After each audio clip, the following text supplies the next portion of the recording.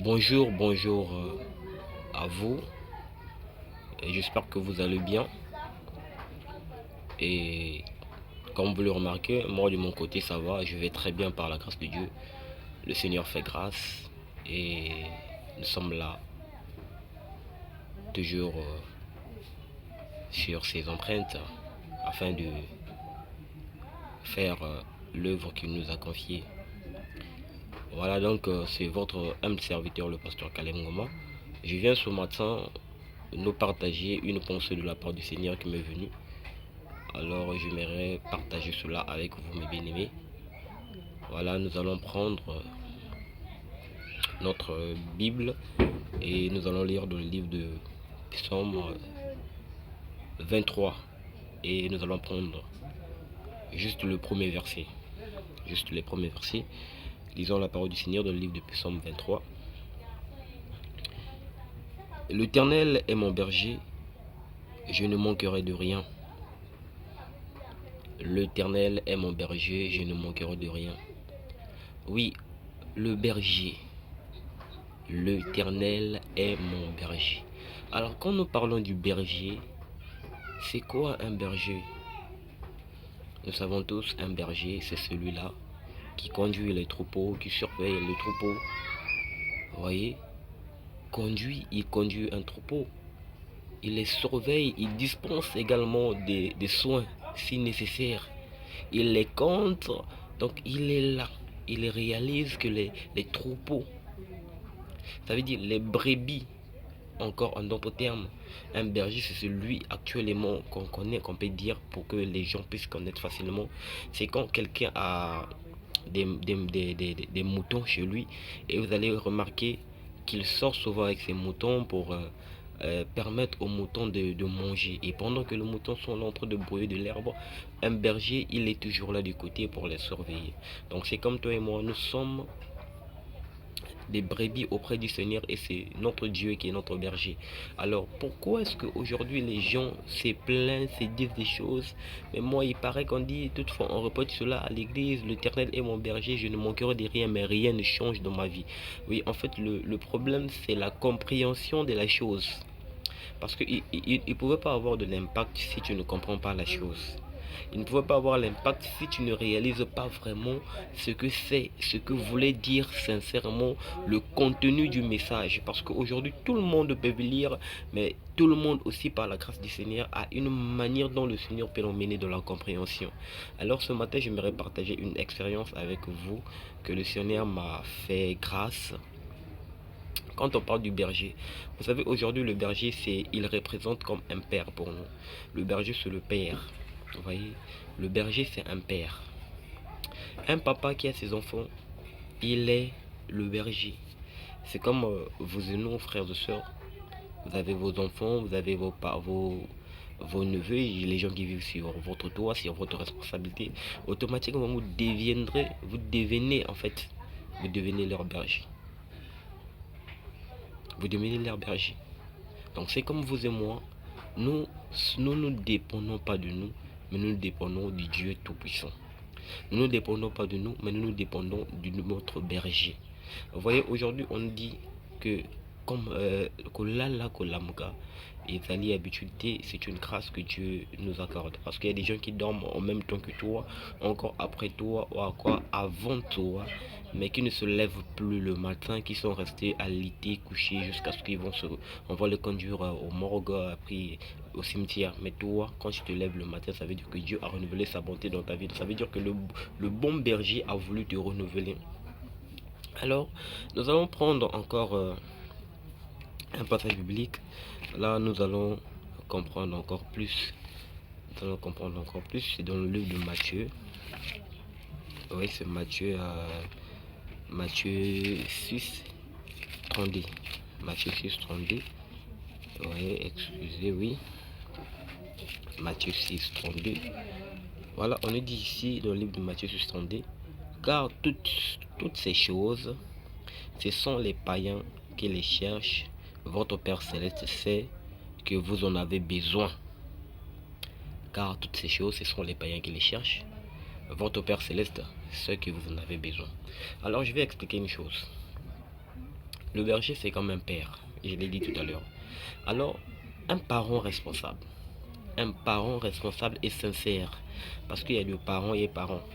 Aujourd'hui, le fait d'avoir des enfants ne fait pas du tout un parent. Oui, euh, en fait, on peut te donner cette statue. Le monde peut t'attribuer cette statue que tu es père d'un enfant, maman d'une fille, etc. Mais dans le fond, tu n'es pas parent. Parce que être parent, c'est savoir assurer ses responsabilités, assumer, bien aimer ses responsabilités. Vous savez, aujourd'hui, un père, quand il se lève le matin, il sait que j'ai des enfants, il faudra que les enfants mangent. Un bon parent, on n'a pas besoin de venir dire que papa, je crois que c'est la rentrée scolaire, il faudrait que tu envoies tes enfants à l'école. Non, non, non, non, non. Un bon père, un bon parent, elle sait que la rentrée se pointe à l'horizon, ou soit il y a un événement, il faudrait que je m'organise pour que mes enfants se sentent à l'aise. Un bon parent n'a pas besoin que les enfants viennent toutefois le rappeler. Oui, il y a des fois, tu peux rappeler, papa, mais papa, tu m'avais promis quelque chose. Qu'est-ce que tu... Ah oui, c'est bon, c'est bon. Mais toutefois, un bon parent a aussi souvent des surprises qu'il fait chez ses enfants. Donc le parent que je parle, si je fais allusion au berger. Vous voyez, le berger qui est notre Seigneur Jésus-Christ, c'est lui un bon parent. Un bon papa, il nous donne parfois des choses que nous ne demandons pas. Il est toujours là pour assurer notre sécurité. Dites-moi, est-ce que un parent a besoin que son enfant puisse être trimballé dans la rue? Est-ce qu'un bon parent peut accepter que son enfant soit hors de la maison familiale jusqu'à XR? Non. Un bon parent s'inquiète. Alors ici, je vais vous dire une chose.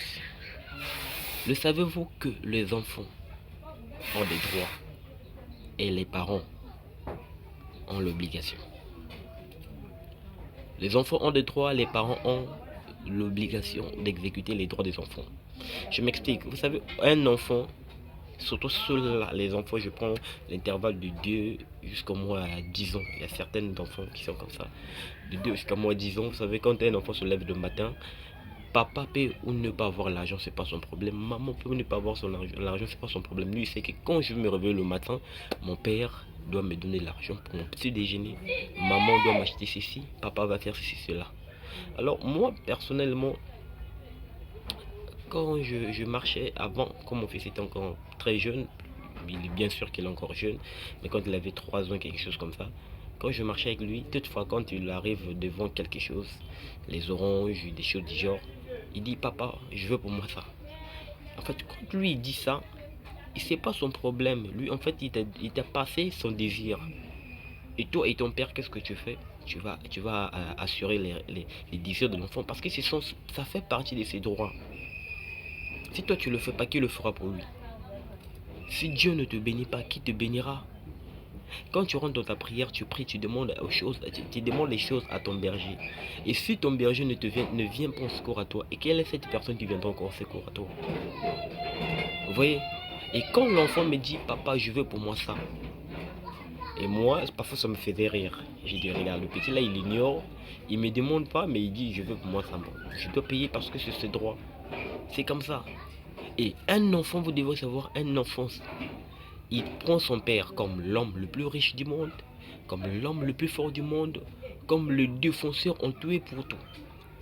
Un enfant auprès de ses parents, il est en sécurité.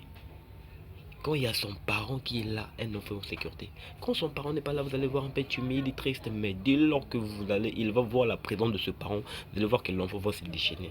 C'est comme toi et moi. Aussi longtemps que nous avons notre berger qui est là vivant, aussi longtemps que notre père n'est pas mort, nous sommes là. Nous avons la force et la conviction que notre berger, il nous donne quand on le demande. Et notre berger, il sait aussi ce que nous avons besoin. Dans le passage que nous venons de lire, le livre de Matthieu, là, ça veut dire quoi? Il dit que, car toutes ces choses, ce sont le païen qui les demande. Vous, votre Père Céleste, c'est déjà de quoi vous avez besoin. C'est comme je disais, un bon père, quand il se lève le matin, il sait qu'il doit laisser de l'argent pour le petit déjeuner. Il sait qu'il doit payer les frais scolaires de son enfant. Il sait qu'il doit faire ceci, il doit faire cela. Il doit donner de l'argent pour se faire raser, pour prendre soin des enfants. Maintenant, pourquoi ici on prend que ce sont les païens? Bien aimé, aujourd'hui, on parle ici de païens. Je peux symboliser les païens comme les orphelins. Je parle des orphelins dans des sens ou dans des sens. La première sens, c'est que un orphelin n'a pas encore de l'amour auprès de ses parents. Pourquoi? Parce que il va se battre à vivre seul. Il va faire des choses sans quelqu'un qui va venir pour le contrôler, pour l'orienter, pour l'instruire. Vous allez voir, il y a d'autres personnes aujourd'hui qui ont manqué, qui n'ont pas fait de longues études parce qu'un parent était mort et personne n'est venu pour le soutenir. Vous voyez, quelqu'un était mort qui le soutenait et personne n'a encore pris le relais. Et vous allez voir que cette personne qui avait des ambitions, de bonnes choses à faire de l'avenir, et tout s'était arrêté. Pourquoi? Parce qu'il n'y avait personne pour le soutenir. Vous voyez, mais aujourd'hui, je parle d'un orphelin dans le sens que nous, les enfants de Dieu, dans l'ensemble, orphelins ou pas, nous qui avons Jésus-Christ, nous sommes ceux-là qui n'a plus besoin de pleurnicher de la présence du Seigneur, qui n'a plus besoin de demander toutefois parce que nous savons que nous avons un berger. Nous ne sommes pas orphelins. Nous ne sommes pas orphelins frères. Nous ne sommes pas orphelins sœurs parce que nous savons que ces choses-là, ce sont le païen qui nous demande. Déjà, moi, quand je me lève le matin, je dis que l'Éternel est mon berger, je ne manquerai de rien. Je connais la profondeur de cette chose-là. Je sais que lui qui est le berger fidèle, il finira par me donner ce que je désire. Est-ce qu'il connaît mes profondeurs? Il connaît mes pensées, il connaît quand il va sortir le matin, et papa, il ne peut pas partir sans me laisser mon argent de déjeuner. Sinon, il serait un père irresponsable. Non, mon Dieu, mon berger n'est pas irresponsable. Mon berger est un Dieu créateur qui connaît le sens même de la responsabilité. Alléluia. Donc nous devons savoir, bien aimé, ton Dieu t'aime et il t'aimera. Il est ton bon berger. Il assure